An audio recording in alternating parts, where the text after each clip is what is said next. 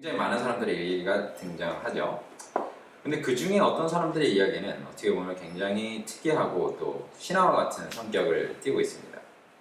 삼손이 바로 그와 같은 이야기죠. 삼손은 누굽니까? 성경 사사기에 등장하는 사사 중 한 인물로 당시 20년간 이스라엘을 치리했던 사사죠. 이때 당시 간단하게 배경을 소개해드리자면은 이제 40년간 이스라엘 백성들이 이제 또 계속 이제 여호와의 목전에서 악을 행함으로 40년간 블레셋 사람들에게 부침받았던 이 시기죠. 삼손의 특징이라고 한다면 무엇이 있을 수 있겠습니까? 힘. 예. 그렇죠. 가장 두드러진 특징이라고 우리가 한다면은 사람의 것이라고는 생각할 수 없는 힘이겠죠. 우리가 그 무용담을 또 들어본다면은 혹시 그리스 신화를 아시나요? 그리스 로마 신화를 혹시 아시는 분들이라면은 누가 생각납니까? 헤라클레스라는 인물이 생각나게 될 것입니다. 헤라클레스는 물론 제가 알기로 실존 인물은 아닌 걸로 알고 있어요. 그러나 확실한 거는 삼손은 실존 인물이었고 그의 사건들은 모두 성경에 기록된 사실이라는 것이죠. 오늘 우리가 이 삼손이라는 인물을 통해서 하나님께서 우리에게 알려주시기 원하시는 그 말씀이 무엇인지 한번 살펴보도록 하겠습니다. 자, 삼손의 태생을 먼저 한번 우리가 알아보도록 하겠습니다. 그는 이제 단지파, 이제 이스라엘의 12지파가 있죠. 그 지파 중에 단지파의 가족 중에 마노아라 하는 사람을 아버지로 두고 태어났는데요. 마노아의 아내는 원래 불임이었어요. 그래서 아이를 출산할 수가 없었죠. 그런데 여기 사사기 13장 7절에 읽어보면은 그러나 그가 내게 말씀하시기를 보라 내가 잉태하여 한 아들을 낳으리니 이제 포도주나 독주를 마시지 말고 어떤 불결한 것도 먹지 말라. 이는 그 아이가 태로부터 그의 죽는 날까지 하나님께 나시린이 될 것임이라 하더이다 하니라. 이렇게 하나님의 사자가 마노아의 아내에게 와서 이야기합니다. 마치 침례 요한 그리고 또 예수님의 어머니에게 이야기했던 것처럼 삼손에게도 똑같은 일이 일어나는데요. 그 출생에 관하여 하나님께서 이렇게 말씀하신 겁니다. 그는 어떤 사람이 될 것이었습니까? 나시린이 될 사람이었습니다. 나시린이 어떤 사람이에요? 하나님께 바쳐진 사람. 혹시 나시린에서 나실이라는 게 어떤 뜻인지 아시는 분 계십니까?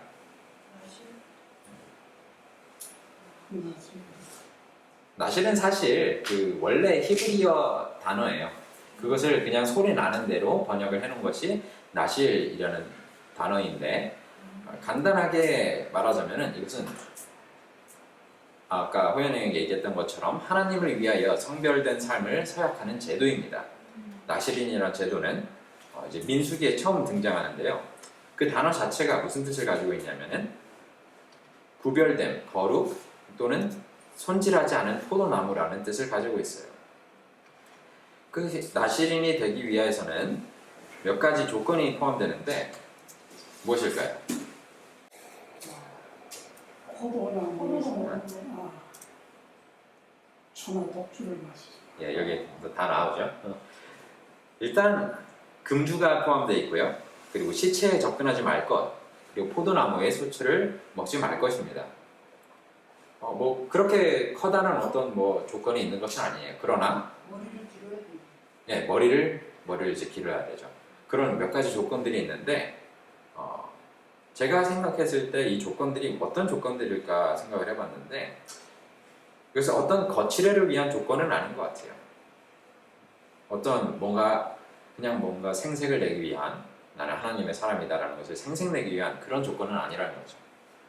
이것은 그것보다 무엇을 얘기하느냐?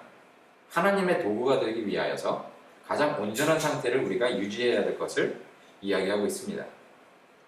이 제도에서는 우리가 하나님께서 쓰실 사람이 어떤 부나 명예 혹은 타고난 지성의 소지자가 아니라 그런 사람을 하나님께서 고르시는 것이 아니고 가장 하나님의 세미한 음성을 잘 들을 수 있는 사람을, 그런 깨끗한 마음을 가진 사람을 하나님께서 쓰신다는 것을 알 수가 있습니다. 보통 나시린은 본인의 희망에 따라 원하는 기간을 정하여 성별하는 것이 일반적이었죠. 그러나 우리는 그것과 달리 평생을 나시린이 되어 산 사람을 성경에서 찾을 수 있습니다. 누굴까요? 사무엘, 그리고 여기 나온 삼손, 그리고 또 한 명은 누굴까요? 친해요. 예, 침례요한 맞습니다. 이 세 명이 이제 평생 나시린의 삶을 살았는데요.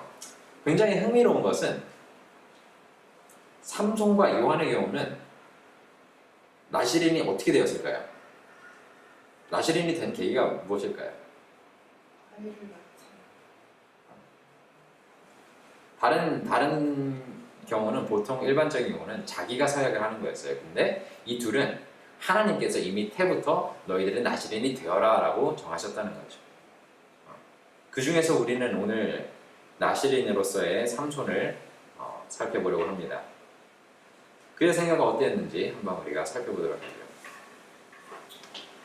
하죠. 사사기 14장부터 이제 삼손의 이야기가 시작됩니다. 13장부터 이제 삼손의 얘기이긴 한데, 이제 14장부터 이제 삼손이 이제 장성하고 난 뒤에 본격적으로 그의 모험담이 이제 시작되죠. 참 재밌는 것은 삼손의 이야기는 그 처음부터 여자로 시작됩니다. 여자가 나와요. 우리는 성경에서 많은 믿음의 선조들과 용사들이 가장 많이 하는 실수가 무엇임을 알고 있습니까? 그게 뭐예요? 아브라함도 그랬고, 다윗도 그랬고, 솔로몬도 그랬고, 참으로 우리가 아는 많은 믿음의 선조들이 여자로 인해서 이방 여인들을 택함으로써 굉장히 나쁜 결과들을 초래한 것을 우리는 알고 있습니다. 그런데 삼손은, 우리 종신 나시린이 된 삼손은 아예 처음부터, 그 이야기 시작부터 이방 여자를 찾고 있다는 거죠. 별로 바람직하지가 않은 것 같아요. 그렇죠? 여기서 사사기 14장 1절을 보면은 삼손이 팀나에 내려가서 팀나에서 블레셋 사람 딸들 가운데 한 여인을 보고 올라와서 그의 아비와 어미에게 구하여 말하기를, 내가 팀나에서 필리스티아인들의 딸들 가운데 한 여인을 보았사오니 이제 그녀를 내 아내로 삼게 하소서. 이렇게 해서 이제 그가 팀나에서 한 여인을 자기의 이제 아내로 삼기를 원하죠. 근데 여기 우리를 헷갈리게 하는 대목이 하나 있습니다.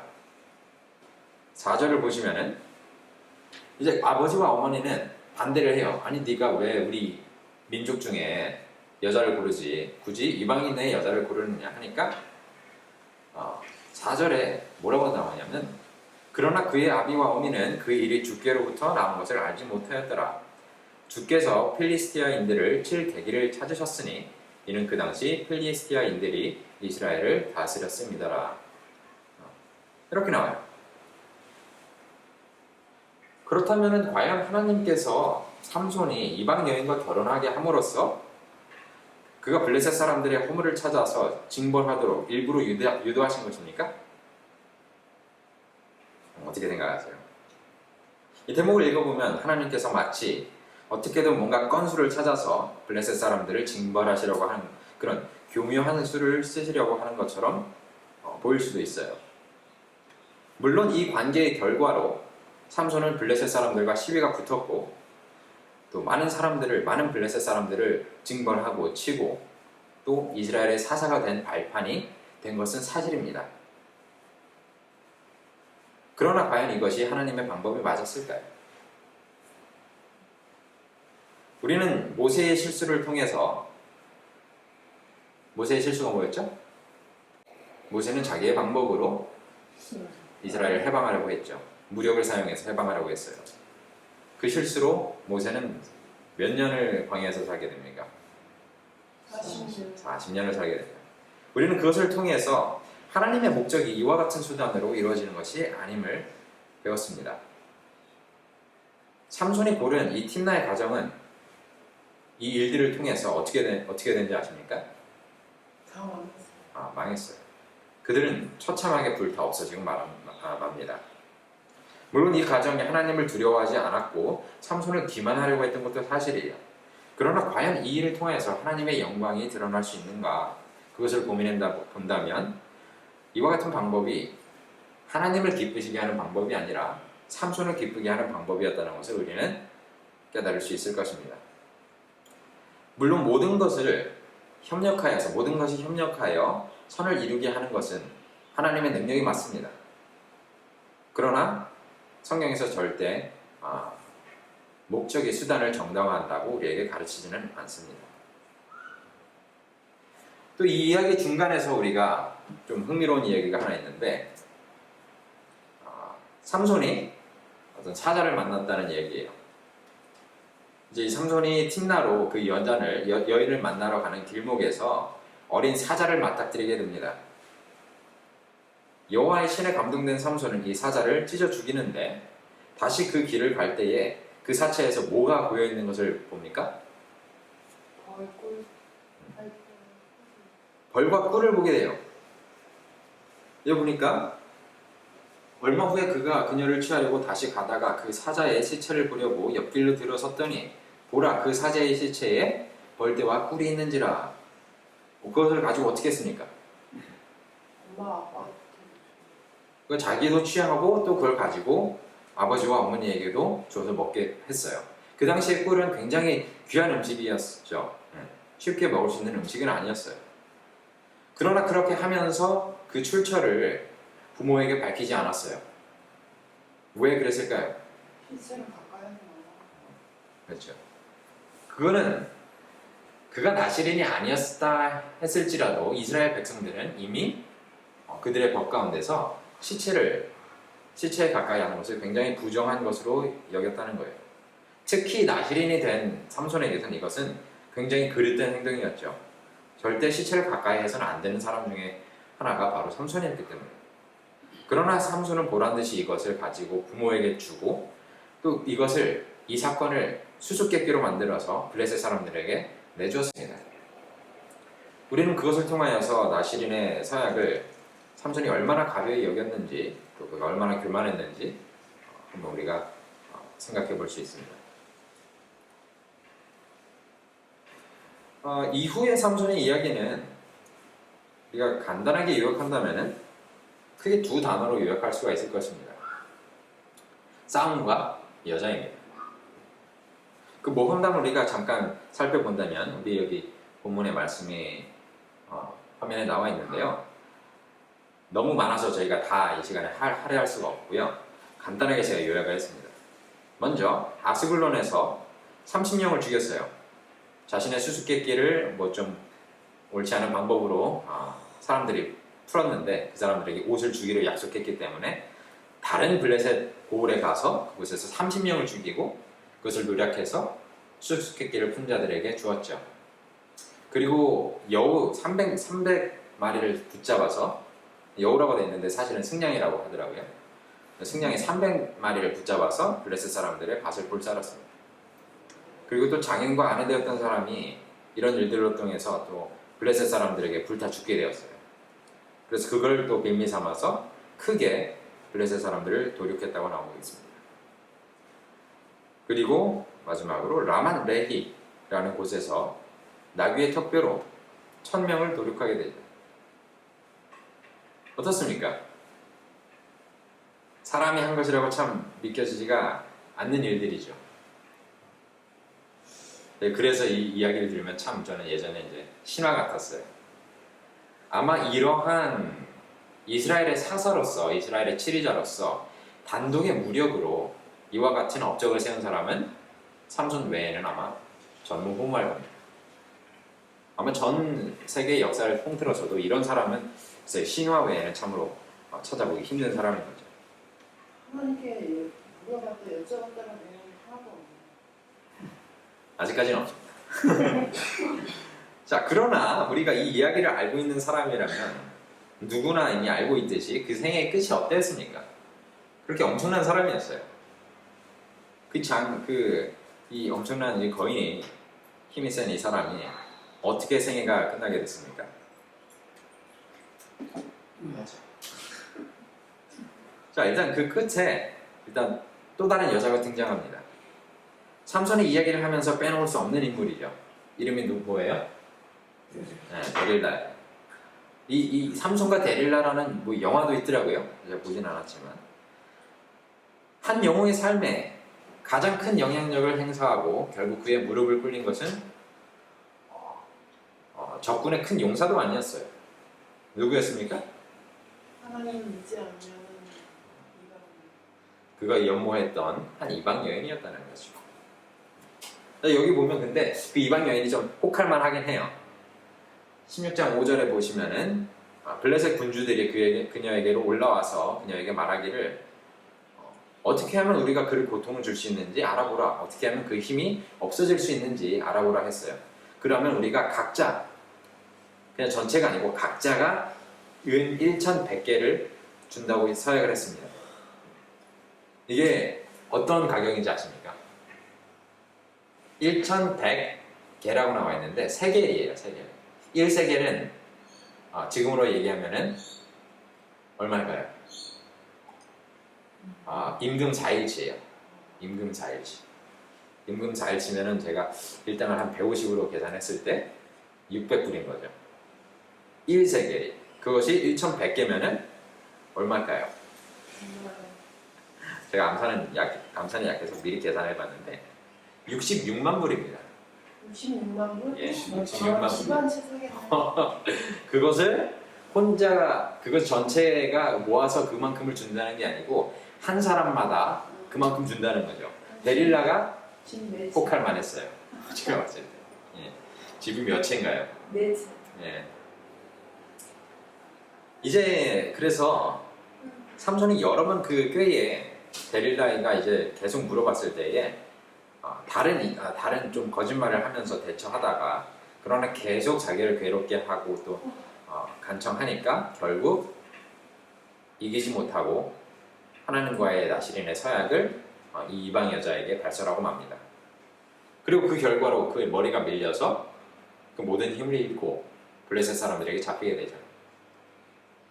그녀가 말하기를 삼손이여 필리스티아인들이 당신에게 닥쳤도다 하니 그가 잠에서 깨어나 말하기를 내가 이전처럼 나가서 몸을 흔들어 버리리라 하더라. 그러나 그는 주께서 자기에게서 떠나신 줄을 알지 못하더라. 결국 그의 힘을 잃고 말죠. 그 후 삼손은 블레셋 사람들에게 잡혀서 눈이 뽑히고 또 포로가 되어서 평생을 조롱을 당하면서 또 맷돌을 돌리는 고문을 당하면서 여생을 살게 됩니다. 그리고 그 끝에 블레셋 사람들이 이 승리를 자축하는 잔치를 열었을 때에 다시 머리가 자랐고 또 힘이 돌아와서 블레셋 사람들과 함께 그의 생을 마감하게 되어요. 자, 어떻습니까? 이 이야기가 우리에게 주는 교훈은 무엇일까요? 이 이야기를 들으면서 어떤 하나님의 복음이라든가 그런 것을 생각하게 되십니까?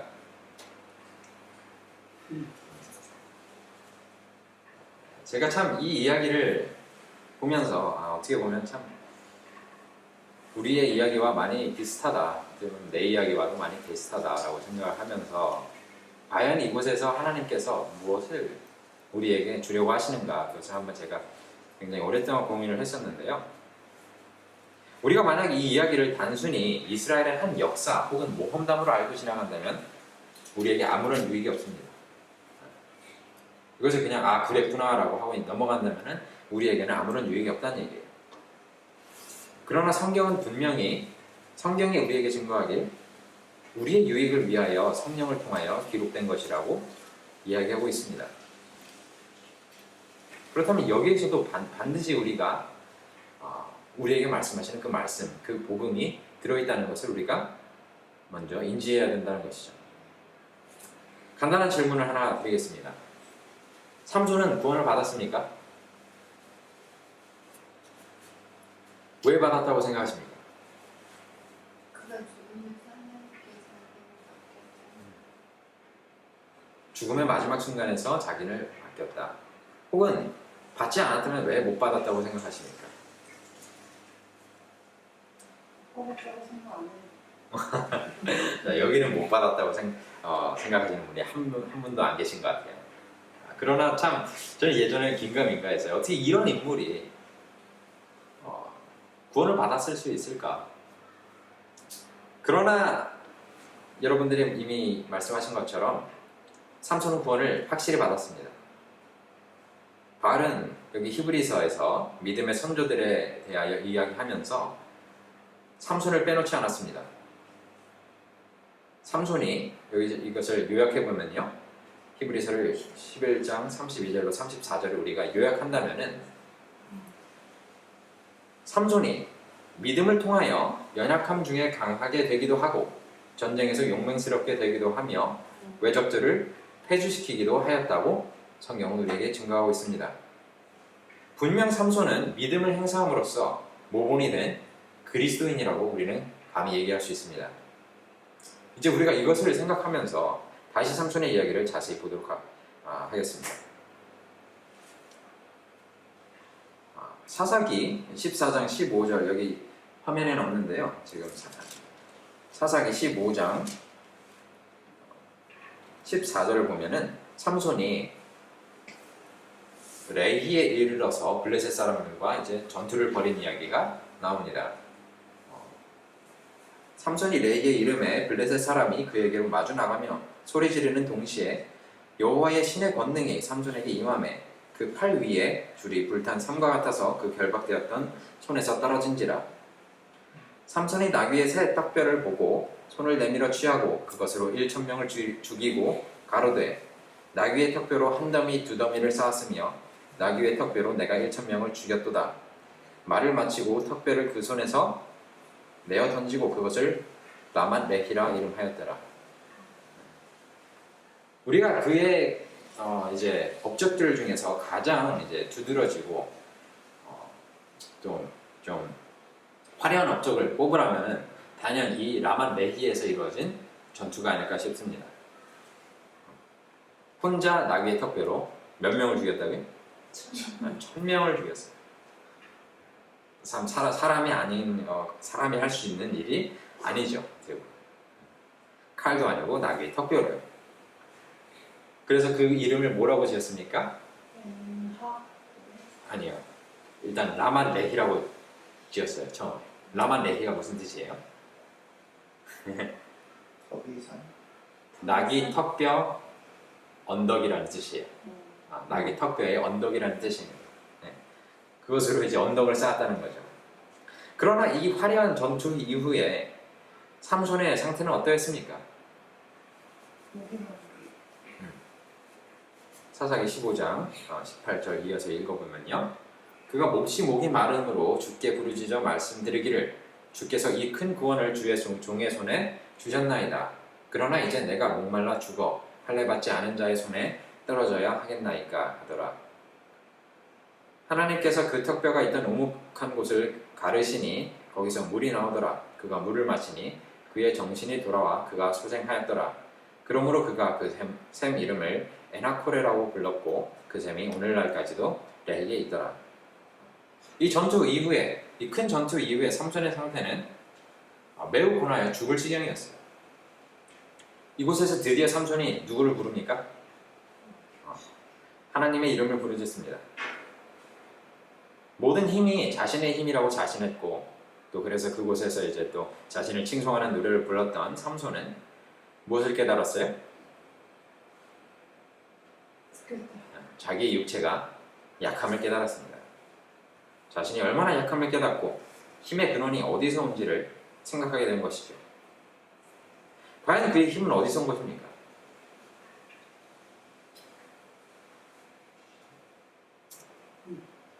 그의 힘의 근원은 어딜까요? 주의 영이 그에게 강하게. 이 전투의 시작에 보시면은 14절을 보시면은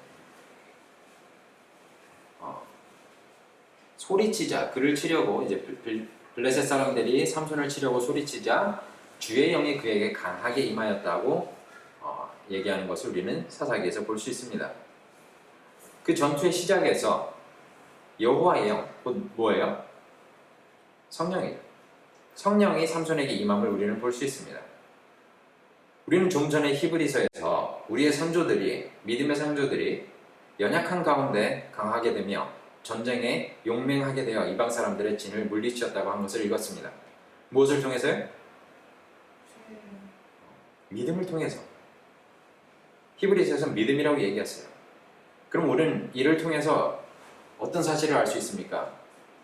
삼손에게 주어진 성령의 권능은 분명한 믿음의 은사라는 거예요. 그리고 우리는 삼손이 그 사실을 에나코레라는 곳을 이름할 때에 드디어 그것을 인정했다는 것을 볼 수 있습니다. 그랬을 때에, 그 사실을 인정했을 때에 그 장소의 이름은 라만 레히에서 무엇이 되었어요? 엔하코레가 되었다는 거예요. 라만 레히, 나귀 턱뼈 언덕에서 그곳은 무엇이 되었습니까? 부르짖은 자의 샘이 되었습니다. 엔하코레라는 얘기는, 이 단어는 부르짖은 자의 샘이라는 뜻을 가지고 있다는 것입니다. 자, 이제 우리가 삼손이 그의 믿음을 드러낸 아주 잠깐의 장면을 보았어요. 그러나 우리가 한번 다른 장면으로 한번 가보도록 하겠습니다. 여기 사사기 16장 20절에 보면은 아까 보았지만 이제 삼손이 드디어 자기의 힘을 잃은 그 장면을 우리가 다시 보게 됩니다. 그 머리가 밀렸고 드디어 삼손은 이제 여호와께로 온 그 힘을 잃고 일반 사람처럼 힘이 약해졌죠. 그러나 우리가 한번 생각해 보면 좋겠어요. 삼손의 힘은 과연 진작 사라져야 했던 것이 맞지 않습니까? 사사기 14장을 보면은 이미 그는 사자의 시체에서 나온 꿀을 취하였고 16장입니다. 16장에서는 한 기생과 합하기도 했어요. 그리고 계속하여 이방 여인을 흠모하여 쫓았죠. 사실 진작에 그는 나시린의 이 사약을 어떻게 했어요? 이렇게 닦겠다는 거죠. 술도 많이 마셨죠. 술도 많이 마셨어요.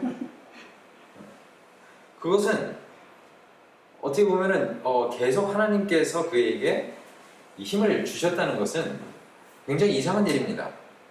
그는 진작에 나시린의 사약을 깨뜨렸고 어떻게 보면 그에게 있었던 힘은 사라져야 마땅한 것이었다는 거죠. 자, 그럼에도 불구하고 우리는 삼손이 적을 마주하셨을 때에 하나님께서 어떻게 하심을 봅니까? 항상 거기에 뭐라고 써있냐면은 여호와의 신이 그에게 임했다고 써있습니다. 어떤 전투의 시작에서 사자를 만났을 때에도 또 적군을 만났을 때에도 여호와의 신이 삼손에게 임했어요. 그리고 압도적인 힘으로 그는 적들을 제압하였죠. 이처럼 삼손이 배도하고 조화의 언약을 신실하게 이행하지 않았는데 그에게서 힘이 떠나지 않은 이유는 무엇입니까? 여기 바로 이 이유가 여기 나와 있습니다. 히브리서 10장 23절 약속하신 이는 신실하시니 우리의 믿음의 고백을 흔들림 없이 굳게 붙들자. 삼손에게 주어진 약속은 무엇이었습니까? 하나님께서 삼손에게 어떤 약속을 하셨어요? 이 사사기 13장 5절에 보면은 그가 태에 잉태되기도 전에 하나님께서 이 삼손이라는 아이에게 그가 나시린이 될 것을 그리고 이스라엘의 구원자가 될 것을 정하셨습니다. 그것이 하나님의 약속이셨죠. 이 약속은 삼손에게 그 어떤 조건도 걸지 않았어요. 걸 수가 없었죠. 삼손이 이미 태어나기도 전이기 때문에. 이것은 일방적인 하나님의 약속이셨습니다. 자, 히브리서 10장 23절 약속하신 이는 신실하시니라고 말씀하고 있습니다. 바로 이 약속이 있었기 때문에 약속하신 이가 신실하셨기 때문에 삼손이 그 많은 범죄를 지었음에도 불구하고 여호와의 신은 하나님의 약속을 이루기 위해서 삼손에게 역사하신 것이라는 거죠. 우리가 이와 같은 약속을 또 어디에서 찾을 수 있습니까? 이와 같은 하나님의 일방적인 약속은 참 성경에 많이 등장합니다. 우리는 창세기에서 아브라함에게 하나님께서 또한 약속하신 것을 볼 수 있습니다. 여기 창세기 19장 5절을 제가 한번 읽어보겠습니다. 그를 밖으로 데리고 나가 말씀하시기를 이제 하늘을 쳐다보고 별들을 셀 수 있다면 그 별들을 세어보아라. 또 그에게 말씀하시기를 너의 씨가 이와 같으리라 하시더라. 6절 아브라함이 주를 믿으니 주께서 그것을 그에게 의로 여기셨더라. 하나님께서 아브라함에게 씨를 약속하셨죠. 또 그가 무엇이 될 것을 약속하셨습니까?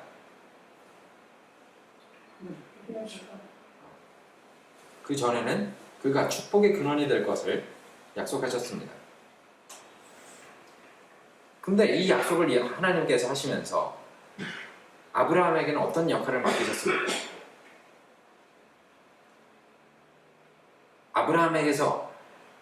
아브라함의 편에서 이 약속을 이루기 위해서 할 수 있는 그 어떤 역할이 있었습니까? 역할이 없었죠. 왜 역할이 없었습니까? 내가 그렇게 해주겠다. 처음 아브라함을 부르신 분이 누구셨습니까? 하나님이셨습니다.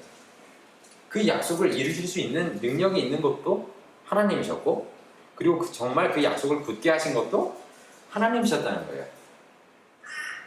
우리는 아브라함의 이야기와 삼손의 이야기를 볼 때에 이런 이야기를 볼 때에 이 사실을 주목해야 되는 것입니다. 그들의 믿음이 어떠했는가, 그들의 행함이 어떠했길래 이 약속을 받았는가, 이 약속이 성취되었는가를 우리가 고민해서는 안 될 것입니다. 되려 하나님께서 얼마나 미쁘셨는가, 그분이 얼마나 신실하셨는가, 그분의 믿음이 어떻게 이 사람들을 이끌고 변화시켰는가를 우리가 봐야 된다는 것입니다. 삼손과 아브라함은 같은 사람입니다. 그들이 다 다릅니까? 그들이 완전히 다른 어떤 사람이었습니까? 한 사람은 의인이고 한 사람은 죄인이었습니까? 우리가 볼 때 그렇습니다. 비록 우리가 보기에 아브라함이 삼손보다 더 나아 보이고 더 의인으로 보이고, 그렇지만 성경은 우리에게 뭐라고 말합니까? 네, 다 한 가지로 치우쳐 죄악을 행했다고 얘기하고 있습니다. 의인은 없나니 하나도 없다고 우리에게 말씀하고 있습니다. 삼손과 아브라함은 그러므로 일반이었다는 것입니다. 이 말은 곧 우리도 삼손보다 나은 것이 있습니까? 하나도 없다는 얘기예요. 우리는 삼손과 같은 성정을 가지고 있는 사람이고, 그가 가지고 있었던 죄는 똑같이 우리가 이미 가지고 있는 죄라는 것이죠. 자, 삼손의 죄에 대해서 한번 우리가 알아보도록 하겠습니다. 삼손이 가지고 있던 죄는 무엇이었습니까? 무엇이 결국 이제 그 마지막에 보면은 데릴라에게 속아서 이제 머리가 밀렸을 때에 하나님께서 분명히 신실하셨는데도 그가 힘을 빼앗겼어요. 힘이 없어졌다는 거죠. 그러면은 어떤 죄가 삼손을 그렇게 만들었습니까? 어떤 죄가? 이때까지도 그가 나실인의 서약을 지키지 않았는데 여호와의 힘이 그에게 있었다는 것을 우리가 기억해야 됩니다. 그러나 그가 머리가 밀렸을 때 그 모든 힘을 잃었죠. 우리는 데릴라에게 그가 삼손이 어떻게 대답했는지 그것을 한번 읽어보면 좋을 것 같습니다. 데릴라가 삼손에게 이르되 보라 당신이 나를 희롱하여 내게 거짓말을 하였도다. 청컨대 무엇으로 하면 당신을 결박할 수 있을지는 이제는 내게 말하라. 이제 데릴라가 계속 이제 삼손을 이제 쫄랐죠, 이렇게. 근데 그때마다 삼손이 어떻게 얘기했어요? 사실을 얘기했습니까? 거짓말을 했어요. 삼손이 그에게 이르되 만일 쓰지 아니한 세 줄로 나를 결박하면 내가 약하여지리라. 혹은 너희가 푸른 칙 7으로 나를 결박하면 내가 약하여지리라. 이렇게 거짓말을 계속했어요. 자기의 비밀을 지키려고 했다는 것이죠. 이것은 무엇을 나타냅니까? 삼손이 자기의 힘이 어디에 있다고 믿었어요? 자기의 머리에 있다고 믿었다는 거죠. 자기의 머리카락에 이 힘이 있다는 것을 삼손은 믿었다는 거예요. 그렇기 때문에 데릴라에게 몇 번이나 거짓말을 했다는 거죠. 그러지 않았다면 굳이 보호하려고 하지 않았겠죠. 하나님의 사람에게 믿음은 곧 실상입니다. 그렇기 때문에 그는 여호와께로 온 힘이, 그 힘을 자기가 스스로 어디에 두었어요? 자기의 신체의 일부인 머리에 두었다는 것이죠. 그리고 그것을 진정으로 여인에게 털어놓습니다. 여기 17절에 사사기 16장 17절에 삼손이 진정을 토하여 그에게 이르되 내 머리에 삭도를 대지 아니하였나니 이는 내가 모태에서 하나님의 나시린이 되었음이라. 만일 내 머리가 밀리우면 내 힘이 내게서 떠나고 나는 약하여져서 다른 사람과 같으리라. 이렇게 이야기하고 있습니다. 삼손이 드디어 진정으로 디릴라에게 자신의 서약을 고백했다는 것이죠. 이때에 삼손은 무엇을 택한 것입니까? 여호와와 드릴라가 있었어요. 삼손은 누굴 택했습니까? 데릴라를 택했습니다. 다시 말하면은 자신의 힘의 근원이 되신 여호와를 버리고 자신의 안목의 정욕, 자신의 육신의 정욕을 택했다는 것이죠. 이 정욕은 우리에게도 있습니까? 우리에게도 있습니다. 그것이 바로 우리가 삼손의 죄를 똑같이 가지고 있고 공유하고 있는 이유입니다.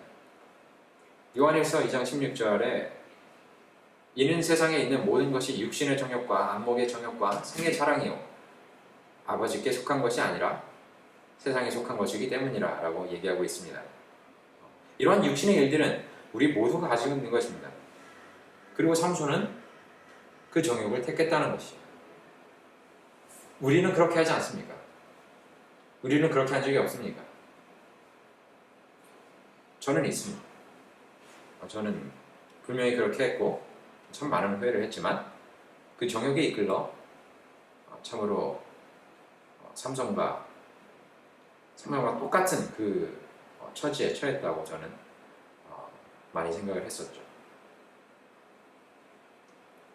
만약 그런 마음과 일들이 없었다면은, 만약 그런 마음을 가지고 그런 믿음을 가지고 삼손이 데릴라에게 이 일을 발설하지 않았다고 했다면은 누군가 삼손의 머리를 밀었을 때에 그의 힘이 떠났을까요? 저는 그렇게 생각하지 않습니다. 아마 삼손이 그의 힘의 근원이 여호와께 있었다고 생각했을 때에, 그리고 누군가가 다른 사람이 삼손이 얘기해서가 아니고 그들이 어떻게든 알게 되어서 삼손의 머리를 밀었다 할지라도 저는 삼손이 힘을 잃었을 거라고 생각하지 않습니다. 왜냐하면 힘은 누구에게 있습니까? 이사야 45장 24절 어떤 자가 반드시 말하기를 내가 주 안에 의와 힘을 가졌나니 사람들이 그에게로 나올 것이요 이렇게 이야기하고 있습니다. 힘은 어디에만 있습니까? 주 안에 여호와 안에만 있다는 것입니다. 그리고 그 힘의 목적은 무엇입니까? 어떤 쇼를 위하여, 어떤 보여주기를 위해서 우리에게 주어지는 힘이 아니라는 거죠. 그 힘은 오직 무엇을 위하여 주어집니까? 포로된 자에게 자유를 주기 위하여 우리에게 주어진다는 것이죠. 삼손에게 주어진 힘도, 그에게 하나님의 영이 임하심도 바로 포로된 자들에게 자유를 주기 위함이었습니다.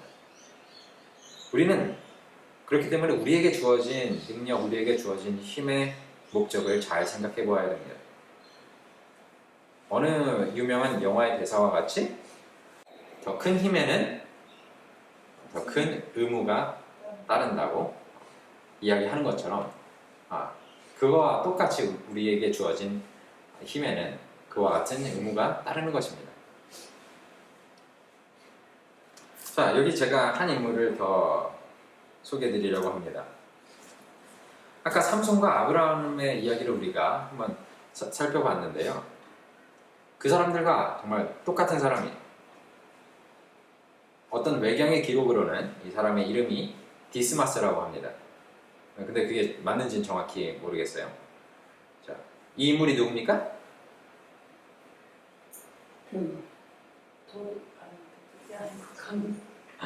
도둑이죠. 영어로 보면 그냥 띠프라고 아마 나와있던 걸로 알고 있어요. 우리는 이제 보통 회개한 강도라고 그를 알고 있죠. 그 우편에 있었습니까? 우편에.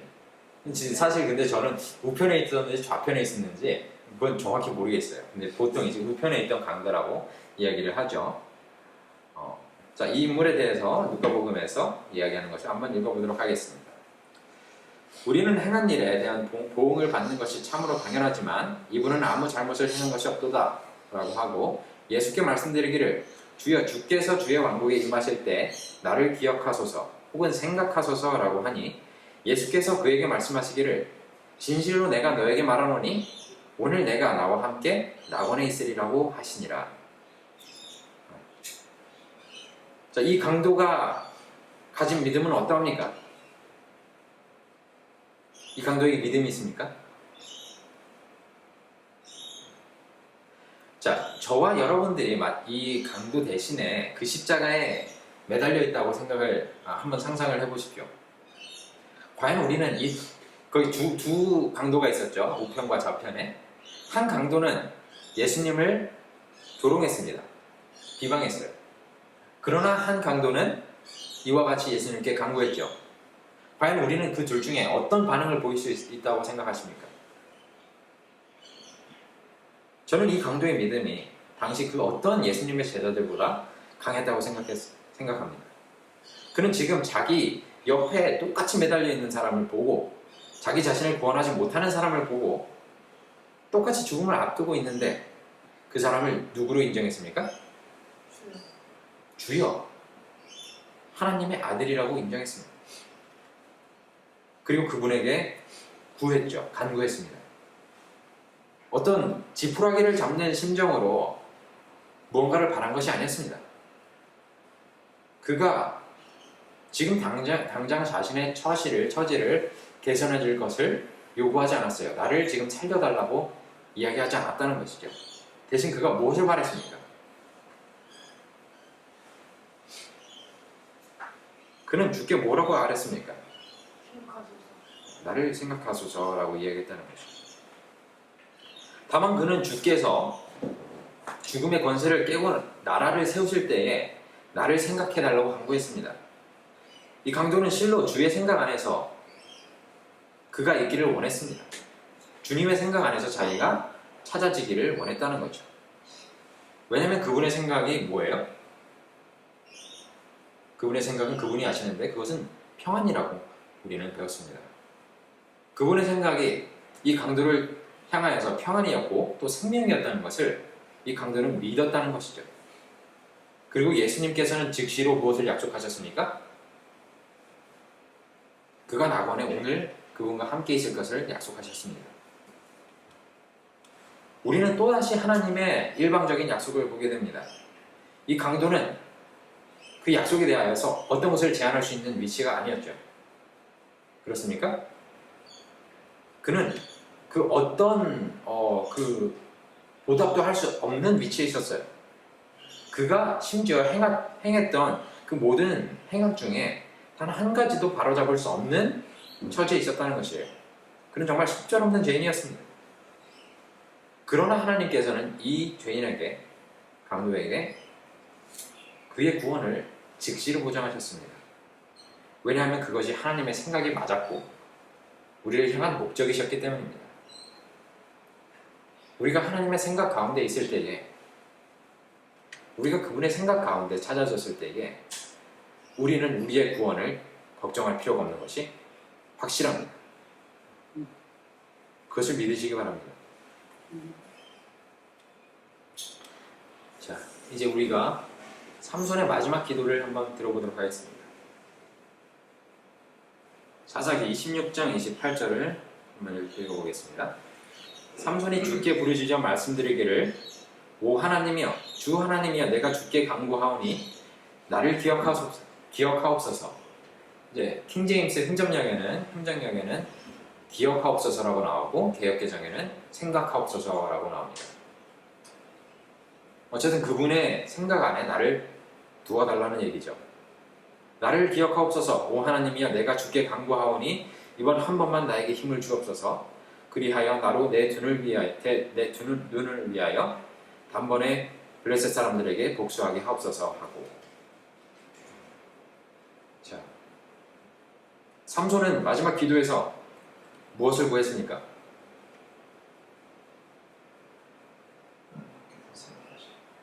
아까 그 강도와 같은 것을 구했다는 거죠. 하나님께서 그를 생각해 줄 것을 삼손은 구했습니다. 과연 하나님의 생각에서 삼손은 누구였습니까? 마치 하나님의 생각 안에서 강도는 이미 낙원에 있었어요. 강도는 이미 구원받은 사람이었어요. 그런 것처럼 하나님의 생각 안에서 삼손은 누구였습니까? 하나님의 생각 안에서 삼손은 나실인이었어요. 하나님께서 정하신 그 성별된 사람이었다는 것이죠. 그분의 백성의 구원자였어요. 삼손은 하나님의 생각 안에서 나실인으로 발견되었습니다. 그리고 하나님의 미쁘심에 의지한 이 기도는 곧바로 응답되었다는 것입니다. 여호와의 신이 다시 그에게 임하였고 그에게 힘이 주어졌죠. 우리가 그가 개인적인 복수의 감정을 가지고 마지막 기도를 하였다고 생각해서는 안 되겠습니다. 만약 그가 개인적인 복수를 원하여서 그 힘을 구해야 했다면 아마 삼손은 그곳에서 죽지 않았을 것이에요. 탈주해서 또 이전의 삶으로 돌아갔겠죠. 그러나 그는 그에게 주어진 힘으로 무엇을 소원했습니까? 그의 주어진 사명을 다하기를 소원했습니다. 그리고 자신의 운명은 주께 맡겼다는 것이죠. 삼손은 주의 생각 안에 자기를 맡겼을 때 주께서 자신을 책임지실 분이라는 것을 믿었습니다. 그리고 그 믿음을 가진 채 삼손은 숨을 거두었다는 것이죠.